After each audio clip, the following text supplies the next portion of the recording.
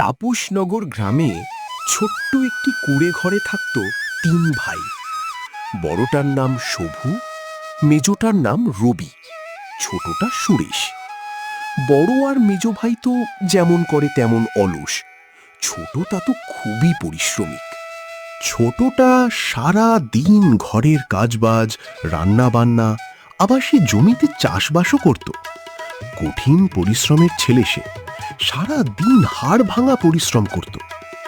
অন্যদিকে ২ ভাই। কি রে সুরেশ, সারাদিন জমিতে নাঙল দিলে চলবে? যা যা, জঙ্গল থেকে কিছু কাঠ কেটে নিয়ে আয়, তারপরে সে আবার রান্না বান্না করবি।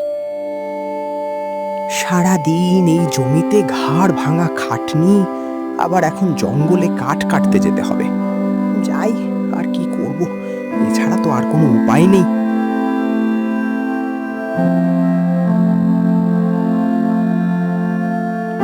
বেচারা সুরেশ তার দাদার কথা ফেলতে না পেরে সে মন গোমড়া করে আস্তে আস্তে করে জঙ্গলের দিকে কাঠ কাটার উদ্দেশ্যে যেতে লাগলো। অনেকক্ষণ যাবৎ হাঁটার পর সুরেশ হাইশো বলতে বলতে আস্তে আস্তে করে কাঠ কাটতে লাগলো। কিছুক্ষণ পর কাঠ কাটা শেষ হয়ে গেলে সে কাঠটি নিয়ে বাড়ির দিকে যেতে লাগলো।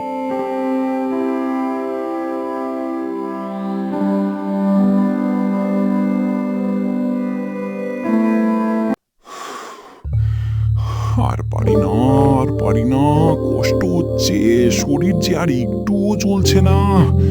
এবার বোধহয় আমি মারা যাব। আশেপাশে তো কাউকে দেখতে পারছি না যে কেউ একটু সাহায্য করবে। ঠিক সেই সময় সুরেশ জঙ্গলের পথ দিয়ে কাঠি নিয়ে বাড়ির দিকে আসছিল। সে দেখতে পায় একটি বয়স্ক সাধু শরীর খারাপ নিয়ে কষ্ট পাচ্ছে। সে তখনই থমকে দাঁড়িয়ে যায় আর জিজ্ঞাসা করতে লাগে, সাধু বাবা, কি হয়েছে আপনার? আপনি যে থরথর করে কাঁপছেন, আপনার কি শরীর খারাপ? আপনি এখানে বসে আছেন কেন? আপনার তো মনে হচ্ছে গায়ে জ্বর। আপনি কি ওষুধ খেয়েছেন? আপনার তো মনে হচ্ছে প্রচন্ড শরীর খারাপ। কে তুমি বাবা? তোমাকে তো এই জঙ্গলে আগে কোনো দিন দেখিনি। আমার এত চিন্তা করছো, আজকে প্রথম দেখলাম। জঙ্গলের পথ দিয়ে কত মানুষ গেছে, তবু কেউ আমাকে একবারও জিজ্ঞেস করিনি তুমি কে, তোমার নাম কি বাবা? আগে সাধু বাবা, আমি সুরেশ। আমি এই পাশের পাড়ায় থাকি। আমি, আমার 2 দাদা, আমরা 3 জন মিলে থাকি। সাধু বাবা, আপনার না শরীর খারাপ, আপনি বেশি কথা বলুন না। আমাকে বলুন কোথা থেকে ওষুধ পাওয়া যাবে, আমি আপনার জন্য কিছু জড়বুটি ওষুধ নিয়ে আসি। তুমি তো দেখছি আমাকে সুস্থ করেই ছাড়বে বাবু। আচ্ছা আচ্ছা, বলছি, সোজা পশ্চিমের পথ ধরে ডান পথের দিকে গেলেই দেখতে পারবে একটি লাল ফলের গাছ।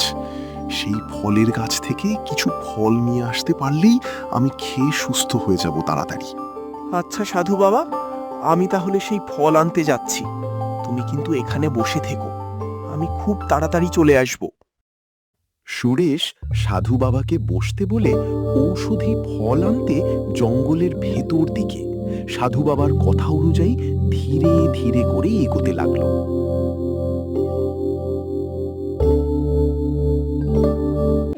সুরেশ জঙ্গলে অনেকক্ষণ ধরে ঘোরাঘুরির পর অবশেষে জঙ্গলে এসে পৌঁছালো। জঙ্গলে আশেপাশে এদিক ওদিক তাকাতে লাগলো। এদিক ওদিক দেখতে দেখতেই সে সেই গাছটি দেখে ফেলে। গাছটি দেখে ফেলে সে আস্তে আস্তে গাছের দিকে এগোতে লাগলো। এই তো পেয়েছি, সাধু বাবা যে গাছের কথা বলেছিল সেই গাছটাই বোধহয়।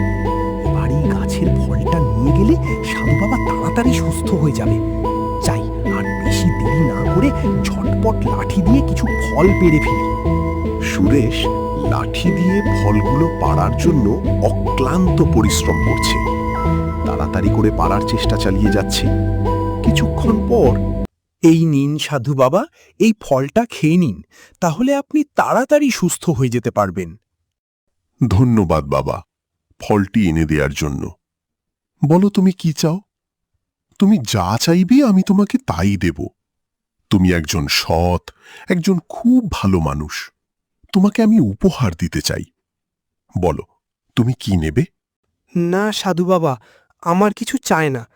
আপনি ভালো হয়ে গেলে এটাই আমার চাওয়া পাওয়া। আহ সুরেশ, এটা কোনো করুণা নয়, এটা তোমার কর্মের ফল, এটা তোমার প্রাপ্য উপহার। এটা আমি তোমাকে নয়, এই উপহারটা স্বয়ং ভগবান তোমার কর্মের ফল হিসেবে তোমাকে দেওয়ার অনুমতি পাঠিয়েছেন। তুমি এটা কি না করো না?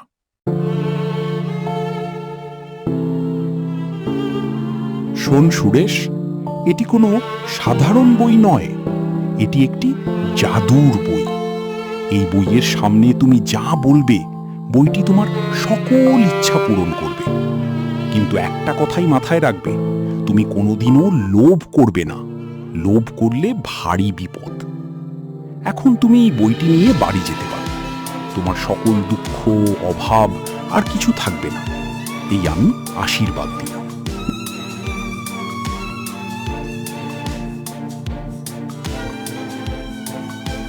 সময়ের সাথে সাথে সুরেশ একজন ধনী ব্যক্তি হয়ে উঠল। সে সুন্দর একটি স্ত্রী বিবাহ করে সুখে নিজের জীবনযাপন কাটাতে লাগল।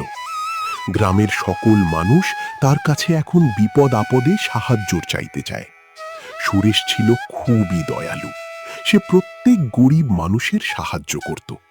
আর সেই সাহায্য দেখেই তার দুই ভাই রাগে একদম ঝলসে পড়ত। তারা দুজন লুকিয়ে লুকিয়ে ঝোপের পিছনে তাদের দেখতে থাকত। দেখ দাদা, সুরেশ আমাদের থেকে এত আগে কি করে বড়লোক হয়ে গেল বলতো? নিশ্চয়ই চুরি ডাকাতি করেছে, না হলে এত তাড়াতাড়ি বড়লোক হতে পারে? না রে পাগল, আমি গ্রামের লোকেদের কাছ থেকে শুনেছি ওই পাড়ার জঙ্গলে নাকি এক সাধু বাবা তাকে একটি বই উপহার দেয়, তারপরেই সে বড়লোক হয়ে যায়। বুঝলি, আমার মনে হচ্ছে আমাদেরও সাধু বাবার কাছে একবার যাওয়ার দরকার, আর তাকে ধরে বিধি ভয় দেখিয়ে আমরাও কোনো না কোনো জিনিস উপহার নেব। কি ঠিক বলেছি না? দুই ভাই মিলে সাধু বাবাকে মারধর করে তার কাছ থেকে জিনিসপত্র হাতিয়ে নেওয়ার মতলব বের করে আর তাড়াহুড়ো করে জঙ্গলের দিকে এগিয়ে যেতে লাগে। দুই ভাই মিলে তাড়াহুড়ো করে সাধু বাবার কাছে এসে পৌঁছালো।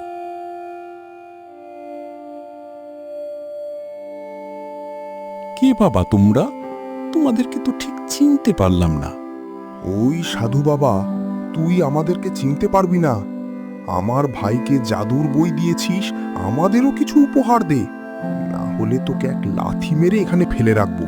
বলতে বলতে যে সাধু বাবাকে এক লাথি মেরে ফেলে দিল। সাধু বাবা তো প্রচন্ড রেগে গেলেন তাদেরকে।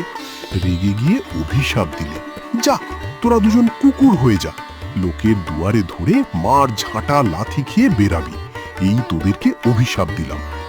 সাধু বাবার অভিশাপ পেয়ে দুই ভাই কুকুর হয়ে গেল। দেখলি তো বন্ধু, যেমন কর্ম তেমন ফল। তোমাদের যদি ভিডিওটা ভালো লাগে চ্যানেলটিকে সাবস্ক্রাইব করতে ভুলবে না। দেখা হবে পরবর্তী ভিডিওতে। Tata, bye bye.